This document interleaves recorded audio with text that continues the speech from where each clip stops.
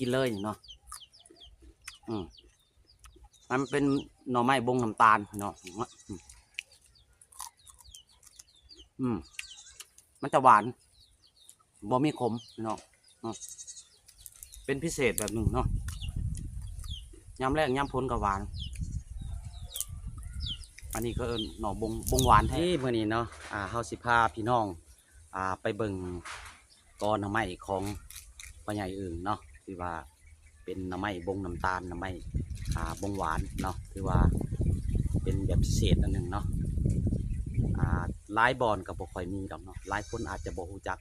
มันเป็นหน่อไม้บงน้ำตาลเนาะมีความหวานความกรอบเนาะลุงอื่นก็สิมีกอเดียวเท่านั้นแหละเนาะไปเบิ่งน้ำกันเลยพี่น้องเนาะไปสิพาไปเบิ่งไปอาจจะพาเพื่อนๆมาชมหน่อบงไม้หวานพี่น้องเนาะเข้าไปหลังสวนนี่เนาะมีกอเดียวพี่น้องเลยเนาะแต่ว่าเห็นกอหนึ่งอยู่พารานเนาะมีกอหนึ่งอยู่พารานเนาะแต่ว่าบนอื่นก็บ่ฮู้เนาะแต่ว่าเห็นแต่สองกอนี่เนาะคอยก็ได้น้ำเขามาเนาะ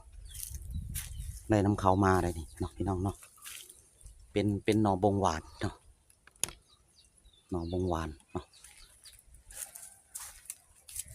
มีกอเดียวพี่น้องเนาะมีกอเดียวเนาะคือว่าหน่อมันก็สิเป็นลักษณะแบบนี้เนาะเป็นลักษณะแบบนี้แหละเนาะเขายำกินเลยเนาะมันเป็นหน่อไม้บงน้ำตาลเนาะมันจะหวานบ่มีขมเนาะเป็นพิเศษแบบหนึ่งเนาะยำแรกยำพ้นกับหวานอันนี้ก็หน่อบงหวานแท้เนาะต้นลำมันกะสีบ่สูงเด้อเนาะกะประมาณ5 เมตรเนี่ยเนาะลำมันกะเป็นลำถี่เนาะค่อยว่าสิขยายพันธุ์อยู่เนาะขยายพันธุ์อยู่เนาะขยายพันธุ์นั้นออกเนาะมีแต่แหนงมันบักหลายๆหนึ่งพี่น้องอยู่เทิงก็มีเนาะอยู่เทิงเนาะอยู่ตามอันนั้นเนาะตามขอมันก็จะมีแหนงเนาะนี่เด้เนาะ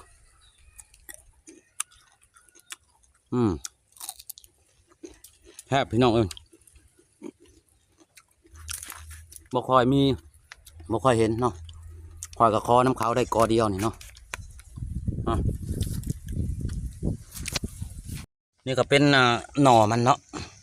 หาก็ออกเนาะประมาณ3 โปรตีนเนาะแฮมโพมือโปรตีนเนาะอยู่ด้านในก็มีเนาะเอามาแต่ยังน้อยกาประมาณซ้ำนี่แหละพี่น้องเนาะคอน้ำลาวแต่ว่าของลาวมันตายแล้วเนาะตายแล้วเขาบอกรักษาเนาะเป็นบ่แหนงมันนี่พี่น้องแหนงบ่เลยเนาะสามารถเอามากินกับแจ่วลวกถ้าจะแกงกับแกงเลยบ่ได้ต้มเด้อเพราะมันบกขมพี่น้อยเนาะมันบกขมได้เนาะนี่มันออกตามตานี่พี่น้องนี่ตามตานี่ดินี่เนาะนี่ครับตามาให้เห็นแบบนี้เนาะพี่น้องเนาะนี่เห็นป่ะแต่สิมีออกตามตานั่นแหละเนาะถือว่าเป็นหน่อไม้เศรษฐกิจอันหนึ่งได้หน่อบงหวานเนี่ยเนาะถือว่าโอเคเลยเนาะสิให้พี่น้องมาเห็นสำนันแหละเนาะหน่อไม้บงหวานเด้อพี่น้องเนาะบงน้ำตาลคันว่าวเลยเนาะนี่เอ็นมาหน่อมันพี่น้องหน่อใหญ่เติบเนาะมาให้เห็นเนาะหน่อบงหวาน